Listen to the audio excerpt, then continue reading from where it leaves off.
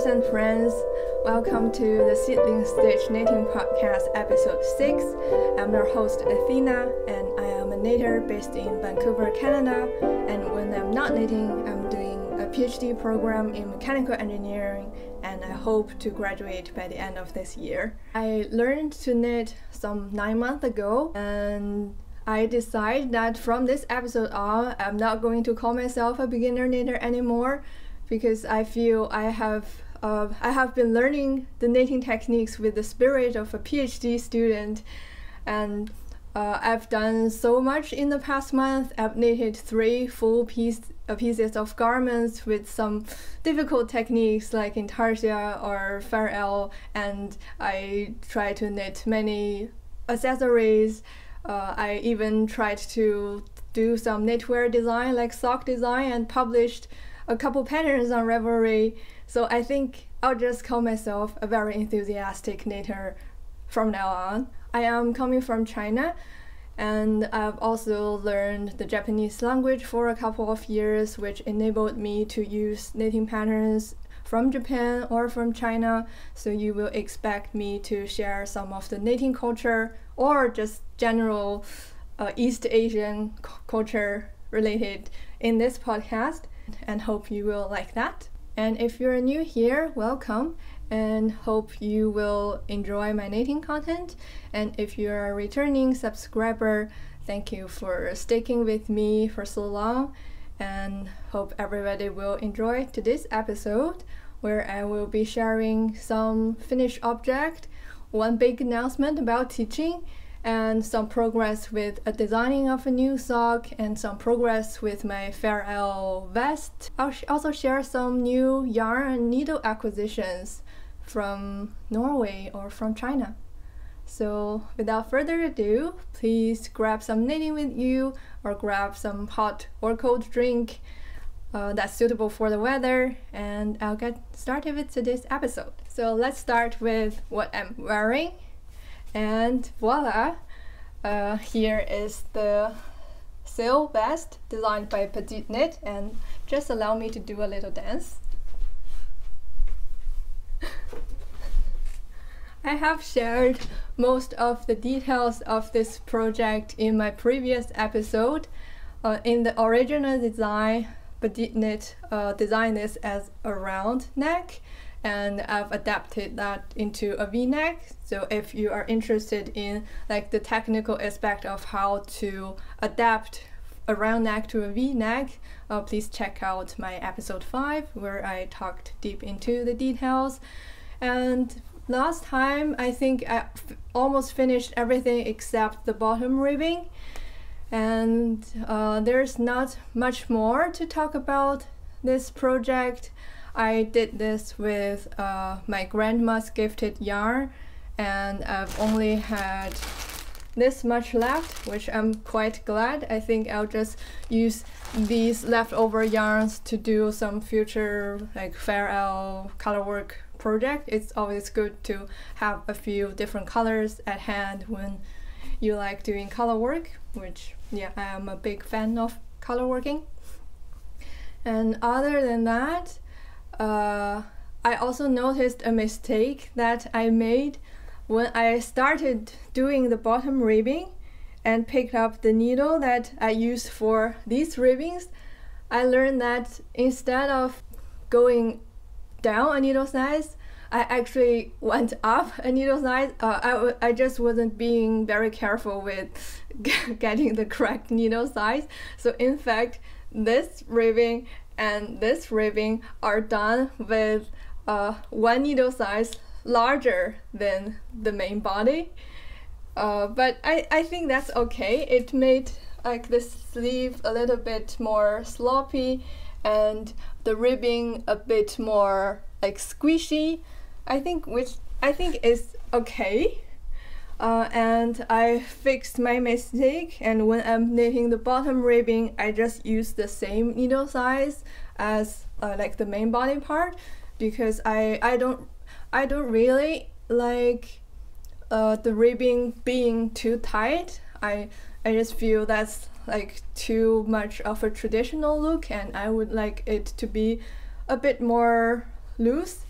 So I used the same needle size on the body and the bottom ribbing, and it just gives it like a slightly stretchy effect, but not too tight. And I said I've done 3 pieces of garments. I knitted 1 sweater, 1 cardigan, and this is the first slipover that I've ever knitted. And I think I fell in love with the concept of a slipover. I think it works very well for this weather, and it also helps me with my eczema. Like my skin got irritated by wool sometimes, and I got these like flares coming up if it's like stucking with a scratchy wool for a longer period of time. And I don't like wearing a long sleeve with cotton inside my sweaters, so I usually just wear a t-shirt inside any knitwear. And with a slipover, there's no wool that is actually in touch with my skin, and it just gave me enough warmth but let my arm be free with the air and feel good. So I think in the future I will knit more slipovers rather than sweaters, or if I knit a sweater, I have to be very careful about the type of the wool, like I'll choose merino or something so that it won't irritate my skin. So that will be what I'm wearing.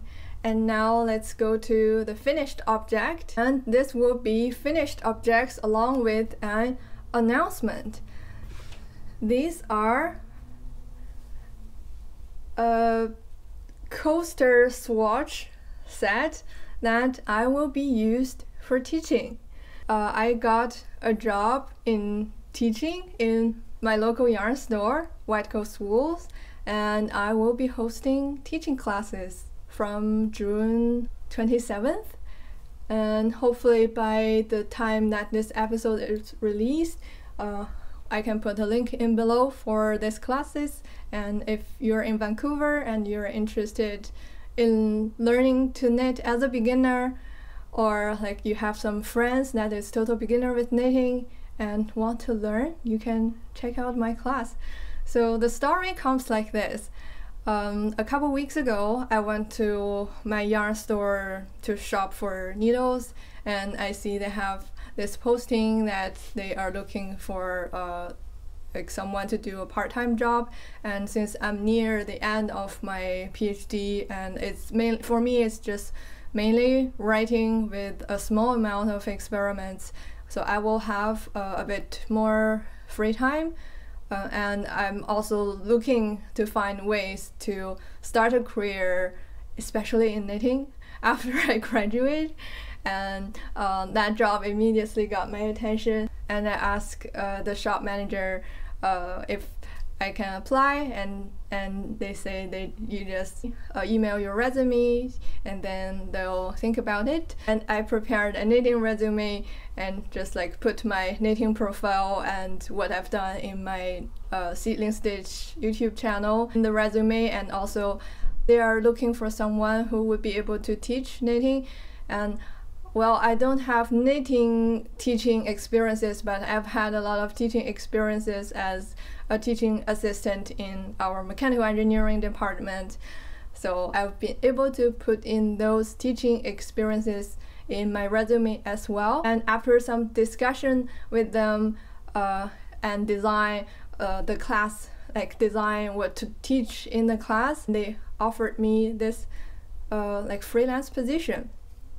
So initially I just designed this square where I start with some gutter section so that I can just teach someone the knit stitch, and then I give them some stocking stitch section so that they learn to knit and purl, and then there's some seed stitch section where I can teach someone to alternate between knit and purl. I used my husband as a victim to I tried to teach him knitting. He has never picked up a knitting needle before, and I think it would be nice to try to see if I can teach him knitting, and it feels that like a square like this in a 90-minute session is still too ambitious for him, and he feels it's a bit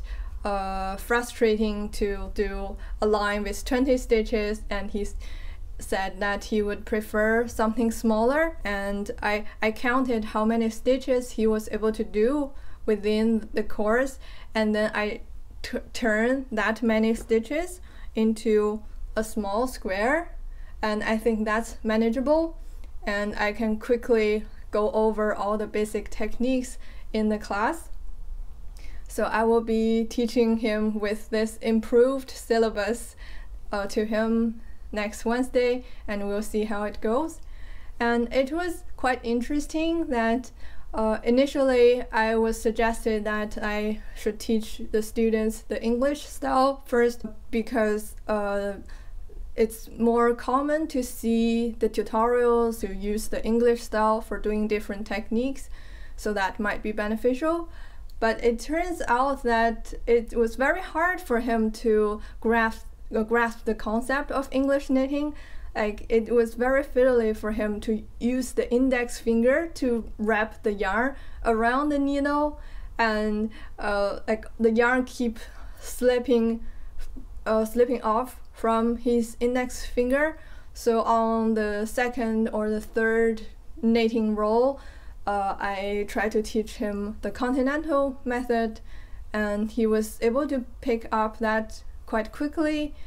And then we tried to learn the purl stitches. I was a bit worried because the purl stitches with the continental style was a bit fiddly, but for him it was actually okay, and he was able to do the continental purl like with the help of a middle finger, just to like press the yarn down.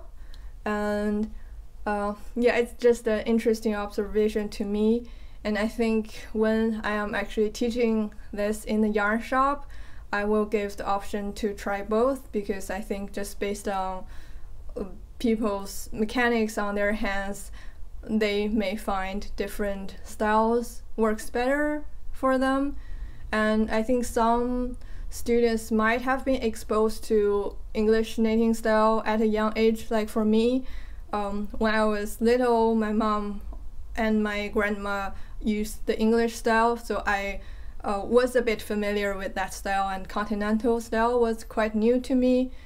But I do feel without any prior knowledge, the continental style might be a bit more intuitive, because what you do is just grabbing some yarn to make a loop from an old loop, whereas the English style, you wrap the yarn around it. It's just like an extra step.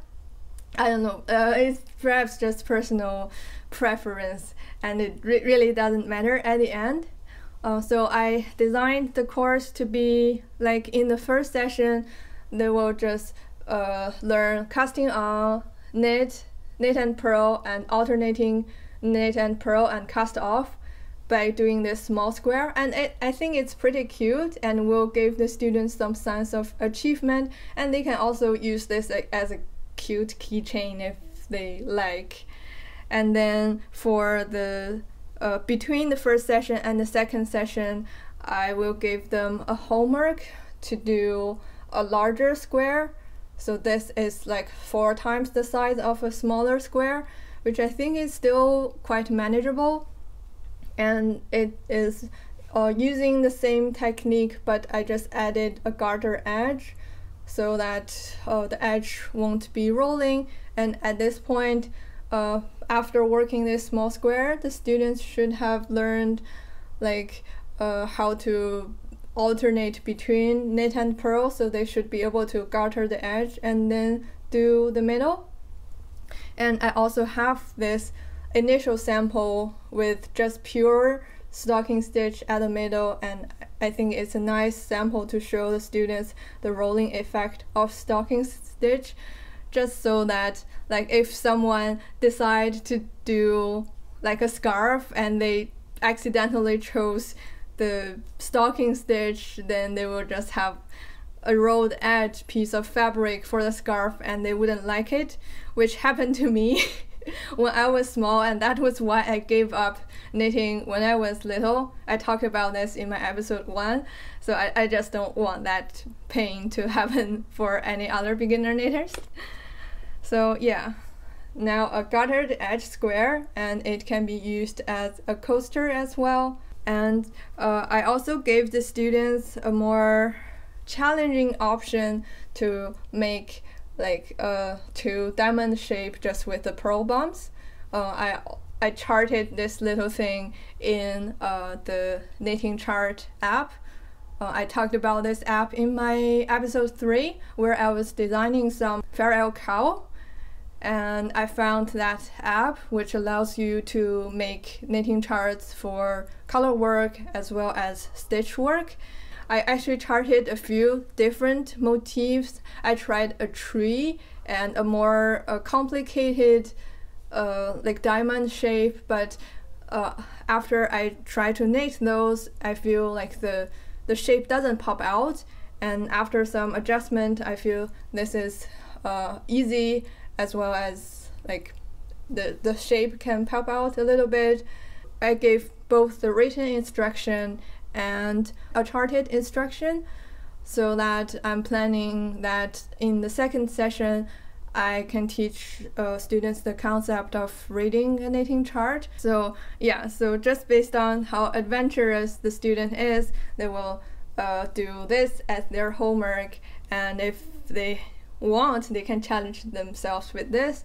And I'm going to publish the pattern for my like beginner's swatch set on my Ravelry for free, just so that if anyone want to teach your friend knitting, you can use this as a guide. On the second session, I'm also planning to teach like how to fix a drop stitch and how to knit back, and perhaps also like how to rip off with the help of a lifeline, so that you can just rip off to a certain position without worrying too much.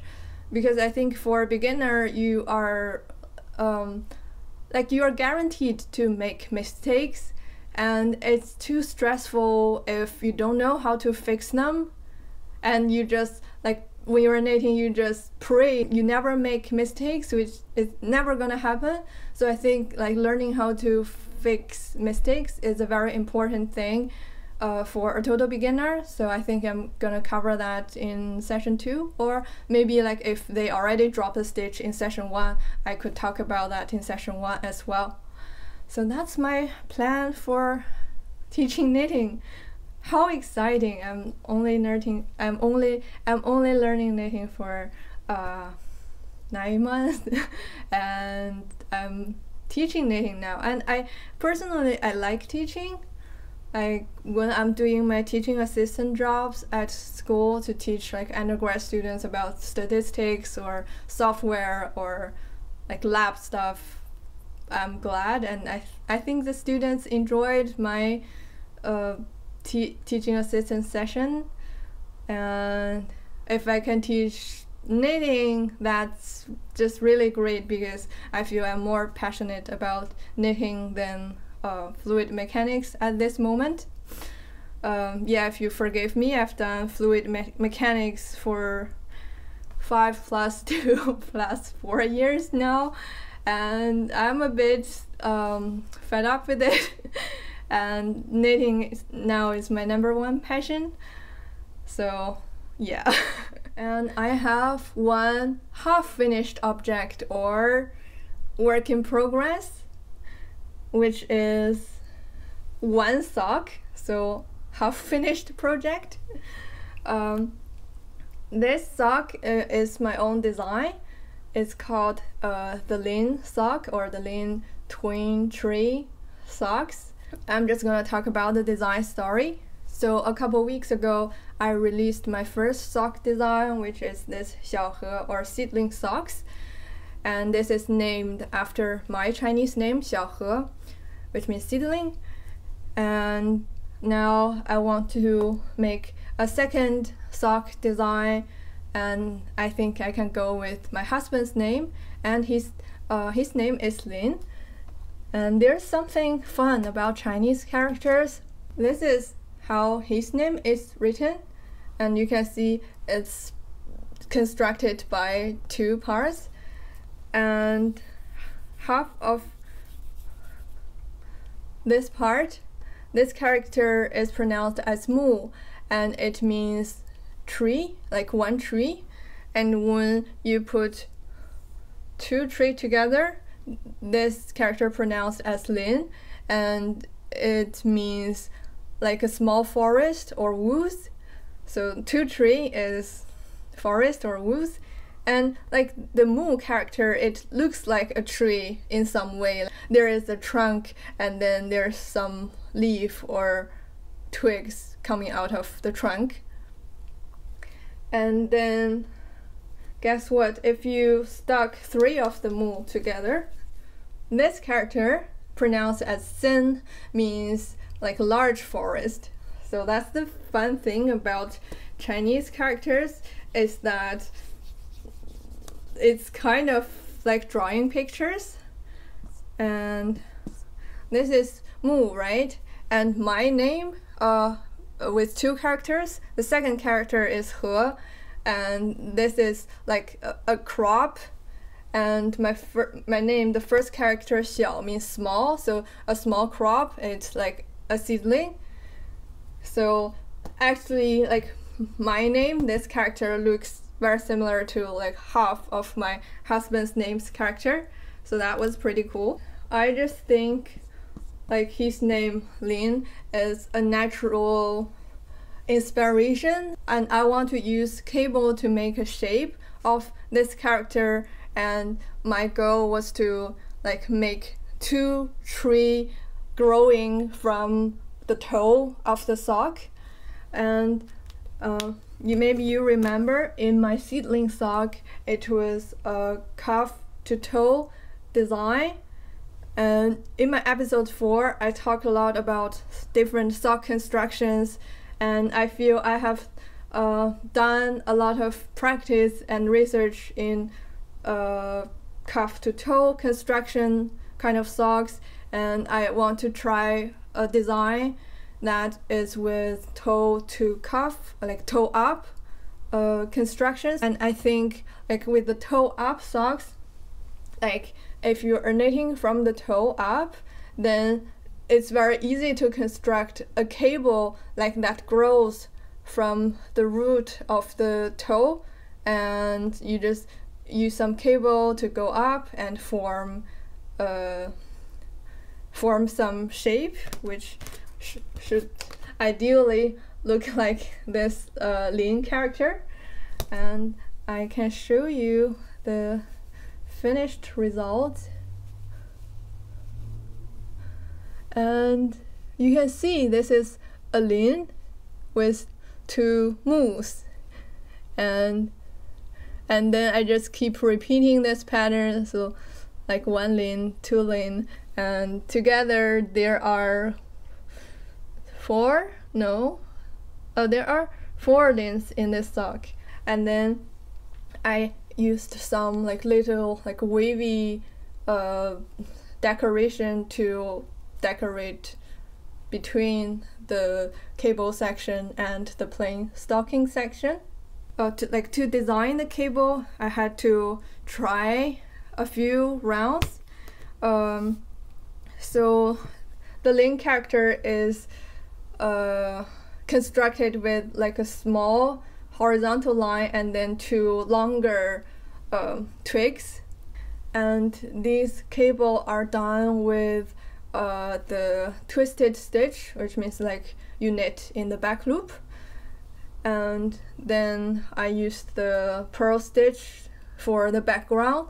So like when I'm making one of the twigs, like when this twig is going to the right, then it's just a bunch of 1 by 1 cable between a knit to the back loop stitch and a purl stitch. And initially I made a small swatch, and this is my first swatch.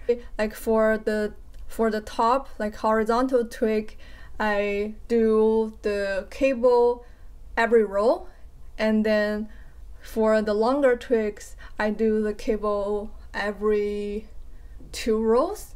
And it just feels that the longer twig and the shorter twig, they aren't contrasted enough. So in my second round of design, I decided that for the longer twig, I'm going to do the cable every 3 rows so that the twigs can be longer. And I think these end results look well enough, and they do resemble the actual Lin character. I first drew this cable chart in the knitting chart app that I have purchased, but unfortunately they don't have the symbol for the cable that I used, like the one twisted stitch against a purl stitch cable. Like they have a twisted stitch against twisted stitch cable and like knit stitch against purl stitch cable, but they just haven't added the twisted stitch against purl stitch cable. And I drew a version of the chart which I just make a legend of for myself, that I will just use the knit against purl cable to represent the twisted stitch against purl cable. But after knitting the first sock, I usually would write this down, and so that when I'm knitting the second sock, I will just follow through the pattern to see if there's any mistake. Yeah, that's like my workflow. And I think like for a pattern that I want to publish, I don't want to have those mistakes where the cable symbol is wrong. So I want to find some software that have that cable symbol. And I found a desktop software developed by a Chinese developer, and it's quite extensive, but it's in Chinese, so I'm not sure if everybody here can use. It's called iKnitting software, or 爱编织平台 in Chinese. And they have all the symbols available, but they have like the Japanese symbols. And if you're interested in like using Japanese patterns, you can check out my series about Japanese knitting. And here in this software, they have this symbol available, which I'm gonna draw here. Before that, I want to show you the symbol for twisted stitch and purl stitch. So this will be a twisted stitch or a knit from the back loop. And this, like with the horizontal line, means the purl stitch. And this is a 1x1 cable symbol, which means this twisted stitch is going to the left and a purl stitch is going to the right. So basically you will put the next stitch on a cable needle and hold the cable needle at the front, and then you purl the next stitch, and then you knit through the back loop for the stitch that is on the cable needle. And it will be this. And that cable symbol will be like how this twig turns to the left. And on the side decorations, I just used 1x1 a knit on knit stitch cable. So a vertical line is knit in the Japanese knitting symbols, and this big X with the right on the towards the left line on top of the left towards the right line will just be a 1x1 cable, where you put the first stitch on your cable needle and keep that on the front of your fabric, and then knit the next stitch on your left needle, and then next stitch on the cable needle. So other than the cabling, I can talk about the construction side of the sock. So the sock is constructed with a wedge toe. So I use the Turkish cast on for this edge, and then did some increasing stitches to form the toe, and then I just knit in the round for the foot part until it reached the gusset increase, where I just do some increasing.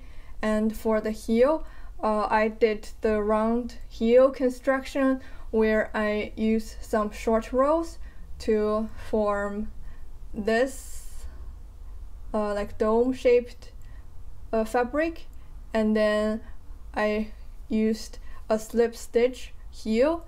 I knit the I knit the slip stitch heel as well as like SSK on one side and knit together on the other side to pick up the stitch around the gusset increase.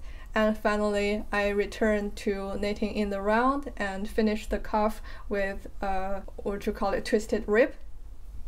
And I did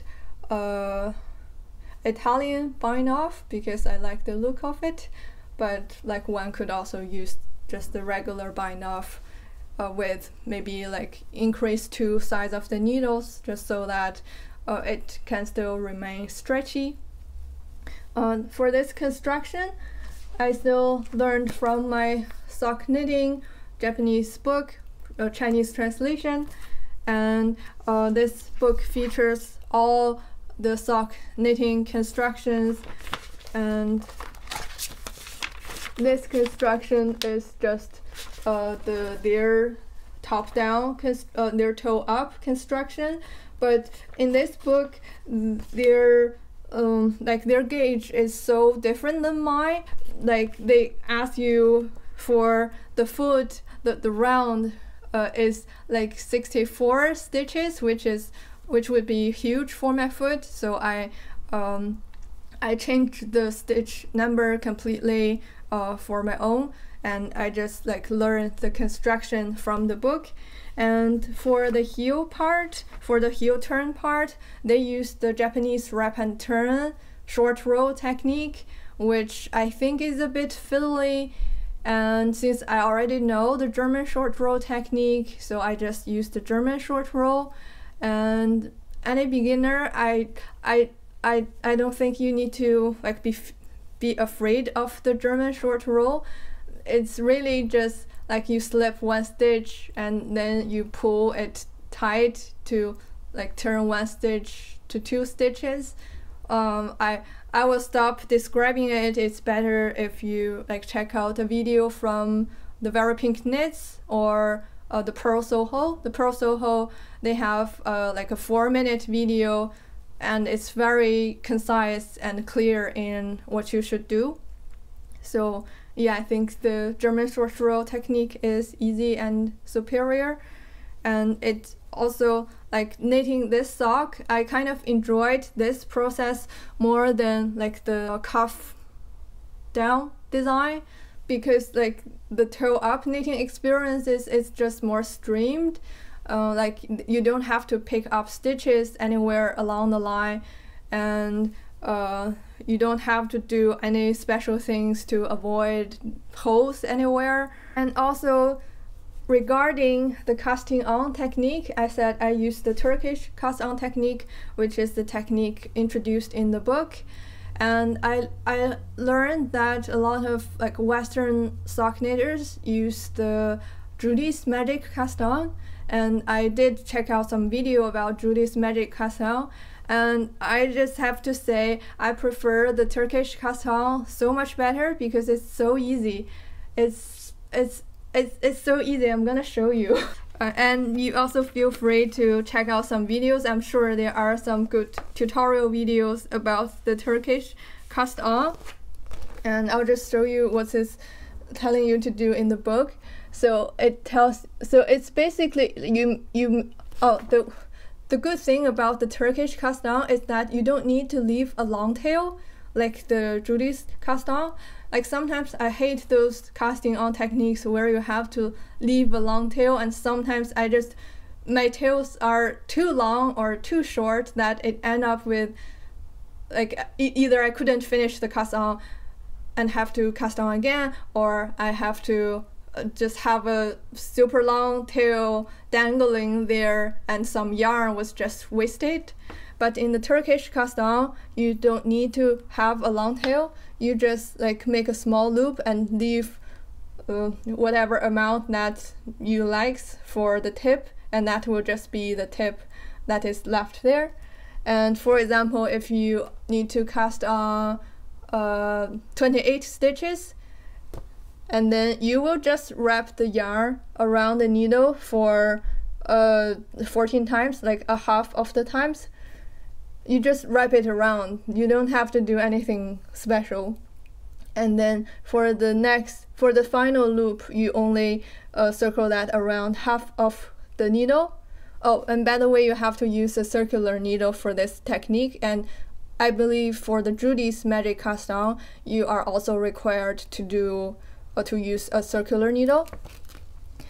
And then you pull one needle out. The first stitch on the left needle, you knit through the back loop, and then the rest of the stitches you just knit them regularly, and then you swap the needle like what you do for a magic loop method, like you swap the right needle and the left needle, and then knit the other half of the stitches on the now your left needle, and then you're done. So yeah, maybe it's not very clear, but like I didn't check out any video. I just look at these 8 pictures and I was able to learn and use the Turkish cast on. And if you couldn't find any good video, maybe I could make a Turkish cast on tutorial. And yeah, I just prefer it so much. And right now I'm working on the second sock where I just finished the Turkish cast on, and it looks perfect. You don't see any evidence of doing anything weird, and these stitches just look as regular stockinette stitches. And I think it looks the same way as Judy's Magic Cast On, or there's another like number 8 cast on method that was also introduced in the book. But this Turkish cast on method is so easy and I prefer it so much, and I recommend you try it if you're gonna knit a toe-up sock. What else about the sock? I think I don't like this brown toe being too long. So basically I cast it on, I did the toe increases, and then I knitted 5 more rounds without increasing. And I think 5 rounds is too much, and I'm thinking I'm gonna like knock out 3 rounds, maybe about 1 centimeter, and then change that 3 rounds to the green, and I will elongate like the stem part, because like for the Lin character, the stem is like the trunk part is a bit longer. So I will just change that 3 rounds, like increase this trunk to about where my finger is, and I think like aesthetically it would be better. And about the yarn, it is the Sadness Garn Sisu, which like for my seedling sock I used for the color work for the seed and the little plant. And I have a lot of leftover because those 2 colors were only used for contrasting colors. So I had enough left over to finish another pair of socks, which will just be these Lin or twin tree socks. And I have finished writing the pattern, and I will be looking for test knitters. So if you're interested in test knitting for this pair of socks, I think it might be a bit challenging if you are comfortable with doing some quibbling, reading cable charts, and doing toe-up socks. And if you enjoy this, I'm gonna put the link for the Google form down below so that you can apply for the test knitting if you're interested. This will be graded in 4 sizes from European shoe size 35 up to 44. So like 35 to 36 is the small size, and this will be the 37 to 38 size, and then 39 to 41 will be the next size, and then 42 to 44 will be the next size. So I copied some of the stitch numbers from my seedling sock design, and I have had testers to test all the other sizes, so I know those stitch numbers could work. For the yarn, you could use either the Sadness Sisu or a pattern, the Croy socks by Pattern or Payton. I think those are two commonly found sock yarn, and the deadline for finishing the test knit would be in 3 weeks plus 3 days. So I'm looking at June 22nd, so that like give me a couple days for modification, so that I can publish by the end of that week, like by the end of June, if possible. But I always understand like something might come up. So yeah, if you're interested, please apply or contact me. And that will be all about the lean sock. And the next work in progress is a Fair L vest. And I have done this much. And this comes from the Fair L knitting book by Yoke or Kazakobo. This, and I have showed the book before, and this design is using the Jamieson's Shetland Spring Drift, and I bought the exact same color and same brand of yarn because this will be my first sticked Fair L project and I want to get the yarn correct. And I have knitted 3 simple motifs and up here to do the most complicated motif. And these colors are much more brighter and lighter than the photo, and I really liked it. I like the purple, green, and blue. These kind of cool colors are my favorite color. I think in the camera it still looks darker, but it's actually quite bright. And these motifs, these first 3 motifs are very simple. They're only 4 stitches long, so it's very easy to remember. But then now I'm at a part where one repeat is 22 stitches long and can get a bit harder to repeat. But I had to unpick the first row completely because I had some mistake. But then yeah, I got the first row of the most complicated motif right now. So the second row will just be building on the previous row, so that would be easier. And yeah, this is quite addicting. It's like you painting, and you just keep wanting to see what the next row, what the colors would look like, and it makes me happy. And just a little trick, like if you don't have a stitch stopper, I just use this rubber band to wrap around, and it's quite secure. And I can even try it on if I want. I didn't gauge swatch because I've knitted some previous Fair L work.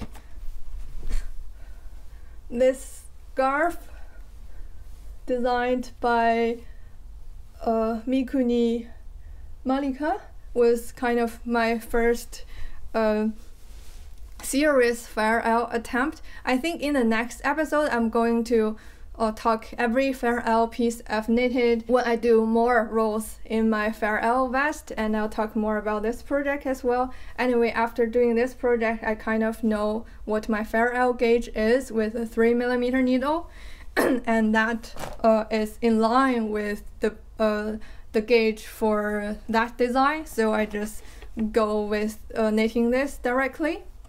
And for the ribbing, it's a 2x2 rib, and it's supposed to be going down a needle size, but as I said, I don't quite like going down a needle size for the ribbing, so I use 3mm needle. I'm kind of regretting it because it kind of have this ruffle effect by the look of it, but I don't know what it will look like after I like block it. It will be better. And for the ribbing, from the design, it just used the regular cast on, but since now I learned the Italian cast on and cast off, I quite like the stretchy effect. So I cast on with the Italian cast on method, and then I swap some stitches to change a 1x1 ribbing cast on of the Italian cast on into a 2x2 ribbing here. And I think it's like stretchy and quite cute. And I really love this Jamieson's Spindrift yarn. It's so light and so squishy, so airy, and I'm enjoying the knitting so far. And these colors, these are just so beautifully heathered. Like neither of these colors are completely solid, maybe except this blue and yellow. Like for example, this purple color it's like lavender, but there's also like a shade of dark red and deep purple, and then this blue color is like blue and also a bit like white. I think this color is called sea bright or something. It reminds you of the sea with like the foams, so it looks very pretty. So I can't wait to get more rows into this project. And I have another work in progress in my only project bag gifted by the kind Lorelei, and this is, I'll show you, it's also from this book. And I showed you a couple weeks ago that I want to knit this, and now I'm just knitting the front panel, which is just plain stocking stitch. And this is my bust knitting, that's why it's sitting in the project bag, because it's very mindless. And I have finished one panel. I believe this is the right panel, and there's really not very interesting to see. And I'm now just working on the left panel. The original design asked for a 3mm needle, but since I gauge swatched, I have to reduce that by 2 sizes to use 2.5mm needle to achieve their size with this yarn. This green yarn is also from my grandma and is quite thin and woolly. And anyway, I'm just painstakingly doing these stocking stitch on a 2.5mm needle, which I'll only be happy to do it if I'm on a bus.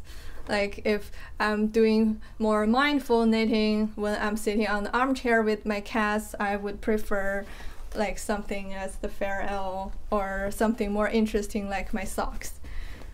So that's the progress. I think like for me, I would usually have 3 whips, like 1 bust knitting and 1 like accessory knitting and 1 big garment knitting, so that like when I'm in different mood, I can jump between these projects. And what is your like whip habit like? Do you like how many whips do you keep around you when you're knitting, and do you like assign different jobs for these different whips like I do?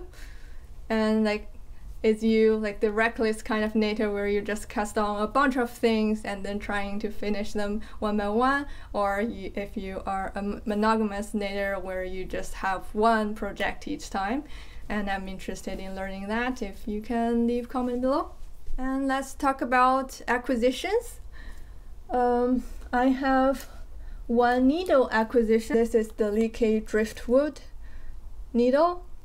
I had to buy this needle because I'm using my 2.5mm needle on the bust knitting plain stocking stitch project, and for the sock I need another 2.5mm needle, and this time I bought the 80cm cord instead of 100cm cord for the other one. And I wanted to try a wooden needle because like all my previous needles are the Haya Sharp. I have a full collection of Haya Sharp from 2mm up to 6mm, and I always buy the 100cm long cord because that enables me to do anything, garment or small pieces with the magic loops. And since now I need a spare needle for the 2.5mm size, and specifically I'm knitting socks this time, so I think like 80cm with a magic loop method works better, because for socks with 100cm the cord kind of just bunch up here, and it can be distracting. And I'm just gonna share some of my feedbacks of using the Lykke needle comparing to the Haya Sharp. It's not as sharp. It feels dull, and initially when I first switched to the wooden needle, I feel my knitting speed was reduced, but as time goes by, I actually feel this gives me more joy to feel the process of knitting. Whereas like when I'm using the higher sharp stainless steel needles, it's more like a machine. And naturally with the added friction, you are less prone to drop a stitch. And also since the tip is not so sharp, it's actually very good to work with this stainless garn sisu yarn, because this is a very splitty yarn, and with the higher sharp needle, it's very likely that I split the yarn because it's the tip was sharp and stiff and strong, and with this like dull wooden tip, it's less likely that I ever split the yarn. And since I was working on this sock, which involves quite some cabling, and I was doing these 1x1 cable without a cable needle, and it feels that with this it's actually easier to do the cable, because like when I'm cabling around those 2 stitches, the other stitches around it can stay on the needle instead of like slipping off sometimes for the higher sharp. This wooden needle also feels a bit bendy, so I'm a bit worried to use this needle for bust knitting. Like I would be a bit worried if I just throw this whole thing into my school bag, and I would worry that if I accidentally sit on it, then it will break. So I don't know how strong this is. And that might be one issue, but like if we take care, then it should be fine. And also when I first switched to this needle, my feeling of gauge has to be adjusted, because on the higher needle I usually feel my tension by sliding my stitches around the needle, and just depending on how easy I can slide my needle against the stitches, I know what if my tension is good. Like I have a feeling of how slippery my stitches should be to have to achieve the normal tension, normal gauge for myself. But when I change to this needle, the friction is increased, so the previous feeling on the higher sharp needle is not the same as the feeling on the driftwood needle. So I have to get this feeling, like recalibrate my tension so that everything works well. But I think like when we're knitting, we're doing things repeatedly. So like I think like to adjust, to recalibrate and readjust to a new feeling of the tension it was actually not too time consuming for me. It probably just take like 5 or 6 more rounds on the sock. And can't I just say I like the look of this needle? It feels like natural and breathable and classic. And yeah, and if I haven't had all the whole set of the higher sharp, I might wish to buy a whole set of Lykke driftwood needles in the future. And like if I need any duplicate needles, I would buy the Lykke. And I do have some yarn acquisition, which are some yarn from China. And the brand is called Cuisine, or Love Yarn, which is I think a good quality famous yarn from China. And their name is quite interesting. It's actually a pun in Chinese. Cuisine exactly translates to regression line for statistics. Or I don't think they mean the statistics regression line. I think they mean tropics of Cancer or tropics of Capricorn, like in the geography. And in Chinese, this is also a pun for returning to yarn, because like line, like xian, for line, it also means yarn, and 回归 or regression or tropics, it also means returning.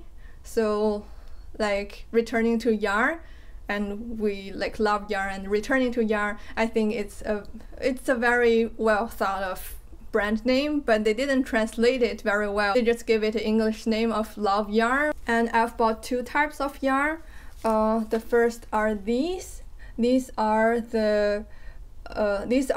self-patterning or self-strapping sock yarn, and this line is called Satisfaction or 知足 in Chinese, which again I don't think is a fair translation. I think 知足 in Chinese means content, but in a good way, like you are satisfied or you feel content about your own life without having too much unnecessary desires, and you cherish what you already have. It also is a pun. It means know your feet, literally. 知 means know, and 足 means your feet or satisfaction. Like enough. Like it means know enough or know your foot. So it's such a good pun, and they just translate that to satisfaction, and I'm disappointed. They have hired a good translator. But I don't think they are actively like promoting their business internationally, which I think maybe they should have done that, because I think their yarn are quite interesting. And I bought 2 colorways. This like green bluish colorway is called 初夏, and they translate that to early spring, but it means early summer. I don't know what's wrong with the translating on this yarn. It is early summer in their Chinese name, and it gives you these feelings of like the early summer, like grassy and blue sky color. And I've seen their pictures of knitted socks, and they have like some part of our straps and some part of are like with little dots, and I quite enjoy this. And this colorway is called 花海, which they translated to flower sea. This time it's a fair translation. And when it's knitted, it just looks like a bunch of different flowers. Like they have these pink shades or blue shades, purple shades, green shades, and orange shades, all decorated on top of like a sea-ish, navy sea-ish color. It's quite beautiful, and I can't wait to do some socks with this yarn. And the components are 70% wool and 30% nylon. They recommend to use 3mm needle and achieves a gauge of 30 to 32 stitches, but I think I might just use 2.5mm needle because this feels similar to my Sandnes Sisu yarn, and I would just use the same stitch number perhaps for my other socks. And I haven't tried any self-patterning yarn before, and I'm quite excited to try these because it feels kind of fun without putting too much effort into it. And the other yarn are these. These are from their same line, which is called 素语, and they didn't translate this. And the component is quite interesting. It's made with 35% China hemp, or hama if you understand Chinese, 35% China hemp and 65% cotton. And it's just like, it's the first time I heard of a fiber using China hemp, and I'm very interested in trying it. And this is obviously a summer or a spring yarn. It feels like cool and smooth. I have to knit this up to see what the fabric knitted with this yarn feels like. And I have some plans to knit with this yarn for like a summer or spring top, and I have a couple patterns in mind. This first one is the Crescendo Summer top by the Knit and Pro girl, and I saw that she posted that the test knitting for this pattern will come out perhaps in the next couple of weeks, and I'm going to apply for the test knitting with this yarn, and hopefully she will pick me Sophie, because I really like that pattern. And the other pattern is the Provence top by Ekaterina Vorobeva. Hopefully I'm pronouncing that correctly. And this is just like a beautiful lacy design and quite feminine, but I'm a bit worried about the gauge because they used like a 4mm needle on the thicker yarn, but this is like the recommended needle size is 2.75 to 3mm needle, and maybe I will have to like decrease the needle size and knit their like extra large size or something. I haven't decided. I will try to apply for the Crescendo Summer top test knit first, and if I won't get picked, I will knit the Provence Summer top. That's the plan. And if you're interested in buying this yarn, I believe this brand, they also sell their yarn on AliExpress. I'll try to put some link in below. And I find that the Chinese yarn are more affordable, and I believe the quality is just as good. And there's also some novelty fiber like this China hemp that you could try. And in the last, I'd just like to do some random chat. I have asked if you have any questions for me, and I'm thinking to do some Q&A session. And if you have, you can email me at theseedling.stitch@gmail.com, or you can drop me a message on Instagram. And so far I've received one question from Lin Z, and she asked what food from my hometown that I like to cook or I like to eat. The regional food that I like the most is guo bao rou, which I'm gonna put some picture here, but it's very difficult to cook. It's a type of sliced pork tenderloin, and you coat it with potato starch and some other things, and then you deep fry it, and then you coat the deep fried things with a certain sauce with ginger, carrot, and cilantro, and then you make a thick and clear sauce with sugar and vinegar. It's quite flavorful and crunchy, as well as it's just a very fun texture. But I'm not very good at making it, and I'm going to recommend another home stew kind of food, which we call that 白菜炖粉条 or 白肉汆粉条. It's just different names for it. And in the end of today's video, I'm gonna put a footage of me making this stew. And just a small knowledge, and my hometown is a sister city with Edmonton in Alberta, Canada, so it's like the same level of coldness and perhaps culture as well. Yeah, and in winter we kind of store a lot of vegetables because we cannot grow any. Nowadays you can like ship things from southern China, but in my area, which is like northeast China near Russia, and in the old days they just store all the vegetables outside or in the basement. And one type of vegetables that we store is the napa cabbage, which is like a version of the Chinese cabbage, and you can perhaps buy it even here in a Chinese supermarket. And in winter we stew everything, and then we season that with soy sauce. Like people in my region love soy sauce.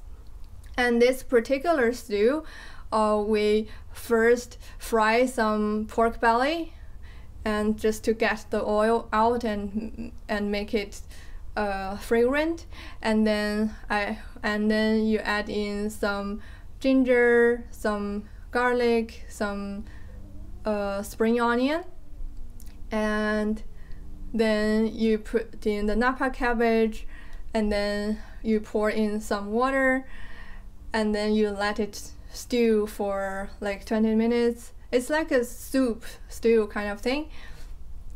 And then you add in sweet potato noodle or sweet potato vermicelli is kind of this thick. Then you can add frozen tofu cube. Frozen tofu cube is a special way that we process tofu. Like you can buy just regular tofu from the store and then you cut that into cubes and then you froze them in your fridge for like half a day so that all the water will turn into ice and then squeeze the bean curd fiber. It's hard to explain, and then it makes the texture of the tofu different than like not frozen, than unfrozen tofu. Like the regular tofu, it tastes silky, but then after you froze that, it gives the tofu more texture. And in this particular stew, we would also add some frozen tofu or dong tofu if you speak Chinese. Yeah, then that's the recipe, and then you season everything with a little bit of salt and a little bit of soy sauce to your taste, and there you have it. Hope you would like to try this recipe. So this is the end of the episode. If you enjoy my knitting content, please consider support me on my Ko-fi page, ko-fi.com/Seedling Stitch. You can support me by buying me a coffee or become a monthly supporter. And I really appreciate everything you have donated or are willing to help me so that I can keep bringing more knitting content to you. I am on Instagram as SD_Athena, or you can search for Seedling Stitch, you should find me. And I'm on Ravelry at Athena Liu. And as a tradition of this knitting podcast, I always play a piece of piano at the last on my antique piano from 100 years ago. And today the piece I'm gonna play is by Claude Debussy, which is one of my all-time favorite French classic composer. And the piece that I play is called Clair de Lune, which means the light of moon, and it's quite a famous piece. And I wanted to play this piece because I saw this in a movie called Everything Everywhere All at Once recently, played by Michelle Yeoh, which is a famous Asian actress. And this movie is so good. I think it's still around the cinema. It's so full of imaginations and so much fun, and it also like dissects some of the deeper aspects between like mother and daughter relations and family relations. And it's also about multiverse, and it's much more like playing of the multiverse concept than I think the Doctor Strange of Multiverse of Madness. And hope you enjoy my piano and you have enjoyed this episode. And until then, see you next time. Bye!